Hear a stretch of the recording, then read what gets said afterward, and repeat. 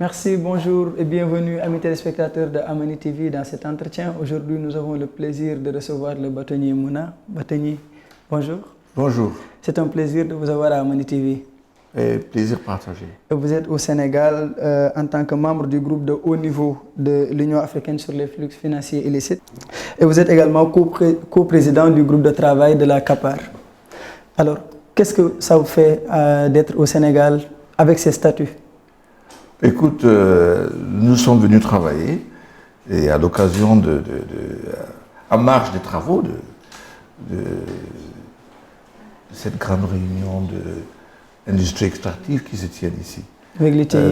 Justement, exactement, c'est une réunion qui est très importante. Ça se tient une fois tous les 3 ans. Et c'est la toute première fois que ça se tient en Afrique, bien que la plupart des membres sont africains, il y en a 57 membres. Et la majorité, ces membres sont des pays africains. Donc je pense que c'est un endroit très important pour le panel, d'être présent à travers moi, pour discuter, parce que dans le rapport qui est sorti en 2015, qui a été adopté par l'Assemblée générale des chefs d'État, ça a été clairement dit que l'industrie extractive est, n'est-ce pas, le secteur le plus important en ce qui concerne les flux financiers illicites. Donc, le nexus est déjà établi. Alors, et vous êtes là dans le cadre donc, de ces conférences et vous allez porter peut-être des discussions pour lutter contre les flux financiers illicites, mais surtout dans le secteur extractif. Vous l'avez dit, c'est un secteur contributif quand on parle des flux financiers. Mais aujourd'hui, quelle est peut-être votre analyse à l'aune de votre expérience en tant qu'avocat, en tant qu'également quelqu'un qui a cheminé en ce qui concerne les flux financiers? Comment vous analysez la situation actuellement en Afrique? Il y a 2 ou 3 choses à relever. Premièrement, il y a un problème de compétence. Le fait qu'il y a des pays carrément dans lesquels vous n'avez personne qui connaît exactement la quantité d'or, de diamants, de pétrole qui sort du pays. Ils n'ont pas les informations exactes. Ils n'ont pas les informations et des fois, ils n'ont pas la compétence de pouvoir analyser. On vous dira que ce qui sort là, c'est 90%, c'est 60% de l'or, mais en fait, les gars vont sortir de là et l'argent et autre chose. Donc, il y a un problème d'expertise. Secondement, il y a un problème de défaut de concertation. Il n'y a pas d'échange d'informations. Ce qui fait que les pays ont tendance à faire cavalier seul. Et la pression aussi de développement fait de sorte que les pays se mettent quasiment en concurrence avec les autres. Alors qu'ils devaient s'unir. Justement, voilà. Donc je pense que c'est, quand on regarde le problème qui se pose, le problème de développement, c'est qui demande à ce que nous puissions nous autofinancer en matière de développement. Le rapport d'ailleurs montre très bien que ce que l'Afrique reçoit comme aide financière, c'est le tiers de ce qui part de notre continent. Et donc les pertes qu'on a avec les flux financiers illicites pouvaient donc financer le développement du continent. Facilement, très très facilement. Et c'est le combat que vous menez justement? Le combat qui est mené par le panel et à travers les différentes organisations et surtout à travers CODA qui est son secrétariat qui en fait est chargé du suivi, n'est-ce pas, de décisions qui ont été prises. Et il y a juste un an, bâtonnier, il y a le cas du scandale avec Glencore qui a éclaté. Et aujourd'hui, j'ai bien envie de savoir comment vous analysez cette situation. Écoutez, c'est une situation qui devrait rendre l'UNAM très triste, à mon avis. Parce qu'une société multinationale vienne en Afrique, sur 6 ou 7 pays, et payer tout le monde, les hauts gradés de l'État, payer des magistrats, payer des gens des impôts. En tout cas, tout le système, toutes les institutions ont été corrompus. Bon, ils ont été, j'allais dire attrapés, comme on dit chez moi, ils ont été découverts par, n'est-ce pas, des enquêteurs anglais et américains depuis 2018. Et là, tout le staff de Glencore a été viré. Et bon, ils disent maintenant qu'ils ont commencé notre culture. Moi, je n'en disconviens pas, mais le problème est que dans nos pays, n'est-ce pas, ceux qui étaient à l'origine de ça ne sont pas inquiétés. C'est parce qu'ils sont aux affaires. C'est difficile de demander aux poissons de se briser, mon ami.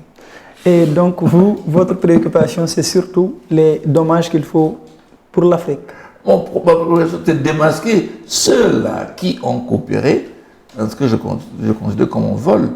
Et dans un second temps, nous fait dédommager. Parce que dans les pays de l'Occident, on a violé les textes sur la corruption. C'est tout ce qui a été fait. Chez nous, nous sommes victimes. Imaginez donc quelqu'un qui grille le feu rouge, bon, c'est une condamnation, mais en grillant le feu rouge, il tue quelqu'un. La famille de cette personne qui est tuée, zéro compensation. Mais ceux qui contrôlent la circulation, ils peuvent avoir de l'argent pour cette violation. C'est paradoxal. Et ça met peut-être à nu également, quelque part, la faiblesse peut-être de nos institutions, surtout pour les pays victimes. Nos institutions sont faibles par une volonté affirmée. Elles ne sont pas faibles parce qu'elles ne sont pas faibles.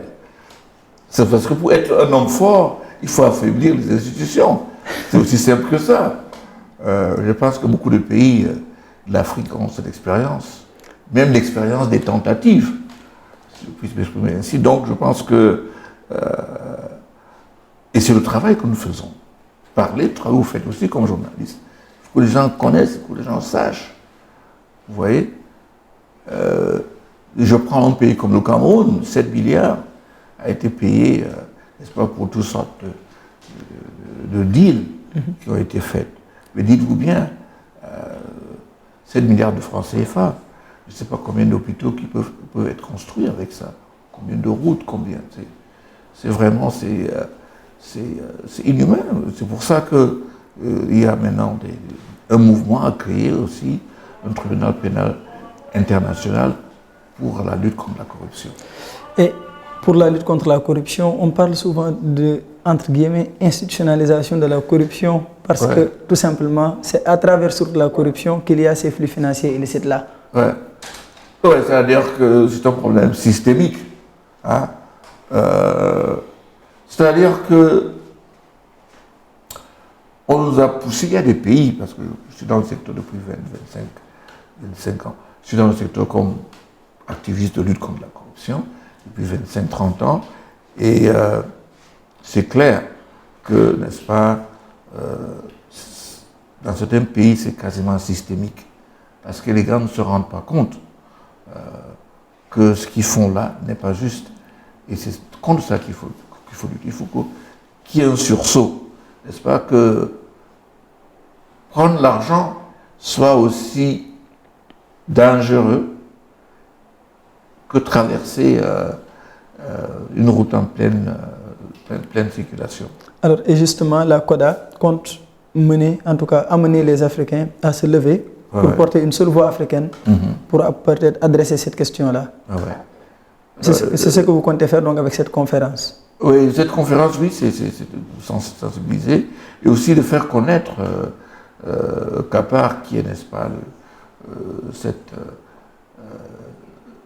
position qui a été mise en place par l'Union africaine, n'est-ce pas, pour qu'il y ait une politique commune pour le recouvrement des avoirs. Donc c'est quelque chose de très important, c'est quelque chose d'innovatrice. Et nous espérons qu'au départ de cette conférence, vous et les autres, vous pourriez parler de ça avec beaucoup d'aise. Alors, et quels sont peut-être les rôles des différentes parties prenantes? On sait qu'il y a les médias, il y a les avocats, les juristes, il y a l'opinion également, il y a les décideurs. Il y a les citoyens. Oui. Il y a les citoyens. Quels sont Moi, je pense que dans chaque combat, quand les citoyens connaissent ce qu'il faut faire, le combat est gagné d'avance. Quand ils connaissent. Et c'est pour ça que le revers de la pièce en matière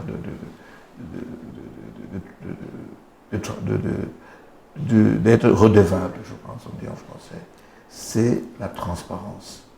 Parce que quand vous voyez, vous pouvez exiger. Alors, si vous ne voyez pas, comment on vous demande de demander aux gens de rendre compte? Donc, c'est ça, il faut. Et d'ailleurs, EITI dit, vous allez voir dans leurs documents, ils disent transparence, n'est-ce pas, et redevabilité. Et justement, vous évoquez l'ITIE, mais quand on en parle, c'est qu'en termes de production d'informations, de données, c'est une organisation très importante. Mais aujourd'hui, par rapport à cette question-là sur Glencore, quel est peut-être votre avis par rapport à l'apport? L'ironie est que Glencore est une des sociétés qui est partenaire. C'est ironique, vous jugez? Oui, oui. Et puis 3 ou 4 de ces pays dans lesquels on a grassement, n'est-ce pas, payé les pots de vin, sont aussi membres. Et vous savez que dans ces pays-là, il y a le groupe IETIE qui est fait, c'est un triangle en fait. C'est État, société pétrolière et société civile.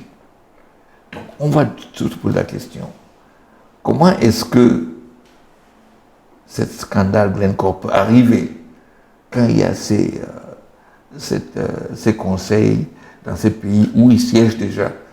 Comment dans ces pays n'ont pas rattrapé ça en amont? Et jusqu'alors que je vous parle, ce n'est pas discuté au sein de ces réunions.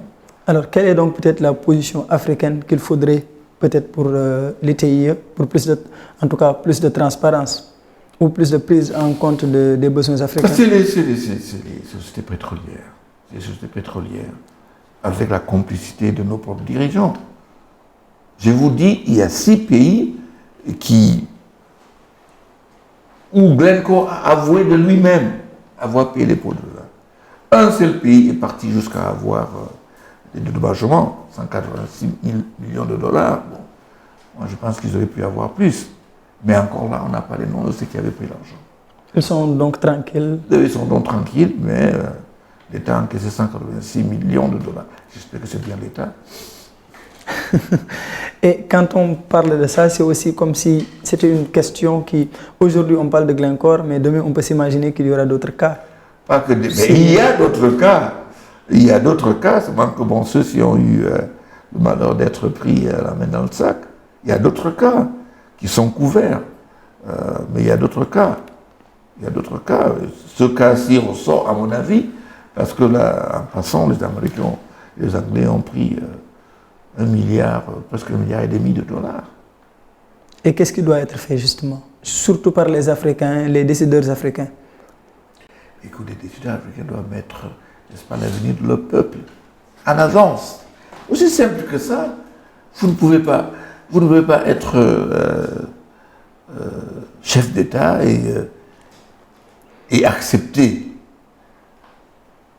que les gens que vous avez mis en situation dans des postes, n'est-ce pas, régulièrement, n'est-ce pas, sortent autant d'argent sans que rien leur arrive. Donc je pense que c'est... Moi, je pense que quand les citoyens sont demandeurs dans n'importe quel pays, le changement vient. Et pour que les citoyens soient demandeurs, il faudrait qu'ils sachent ce qui se passe. Et justement, dans ces panels, vous allez poser ces débats pour sensibiliser. Justement. Et ceux qui viennent, qui sont à la conférence, sont des personnes avisées.